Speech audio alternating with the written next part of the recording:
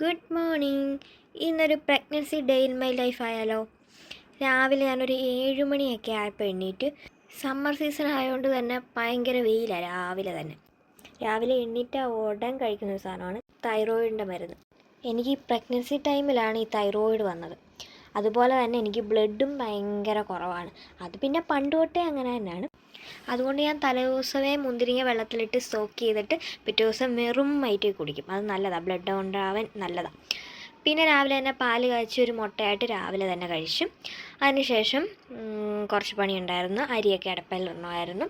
അരി കഴുകി അടുപ്പയിലൊക്കെ ഇട്ട് അതിൻ്റെ കൂടെ മത്തങ്ങ കറിയും വെച്ച്. എനിക്ക് വലിയ പണിയൊന്നുമില്ല, ഇത് രണ്ടും മാത്രമേ ഉള്ളായിരുന്നു. ബാക്കിയെല്ലാം രാവിലെ അമ്മ ഉണ്ടാക്കി വെച്ച്. ബ്രേക്ക്ഫാസ്റ്റിനുള്ളതും ഉച്ചക്കത്തേക്കുള്ളതും ചോറും വെക്കണമായിരുന്നു, മത്തങ്ങ കറിയും വെക്കണമായിരുന്നു. പിന്നെ മത്തങ്ങ കറിക്ക് താളിക്കുകയൊക്കെ ചെയ്തിട്ട് ഞാൻ പോയി പിന്നെ കുളിച്ചിട്ട് വന്നിട്ട് കുറച്ച് നേരം ടി വി ഒക്കെ വെച്ച് രാവിലത്തെ ബ്രേക്ക്ഫാസ്റ്റൊക്കെ കഴിച്ച് ഉള്ള ടാബ്ലറ്റും കഴിച്ചതിന് ശേഷം കുറച്ച് തുണി ഉണ്ടായിരുന്നു, അതെല്ലാം കഴുകി മുറ്റത്ത് കൊണ്ട് വിരിച്ചിട്ടു.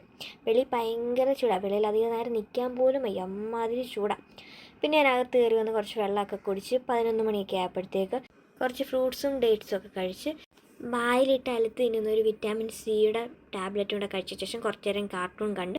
അന്നത്തേക്കൊക്കെ ഉച്ച നേരമായി. അപ്പോൾ കുറച്ച് ഫ്രൈഡ് റൈസ് കഴിച്ച് പിന്നെ 2 പീസ് കേക്കും കഴിച്ച് കഴിഞ്ഞ് പിന്നെ കുറച്ച് മാങ്ങ പഴുപ്പിക്കാൻ വെക്കാനുണ്ടായിരുന്നു. അങ്ങനെ വീട്ടിൽ വിളഞ്ഞതാണ് വലിയ മുട്ട മാങ്ങ.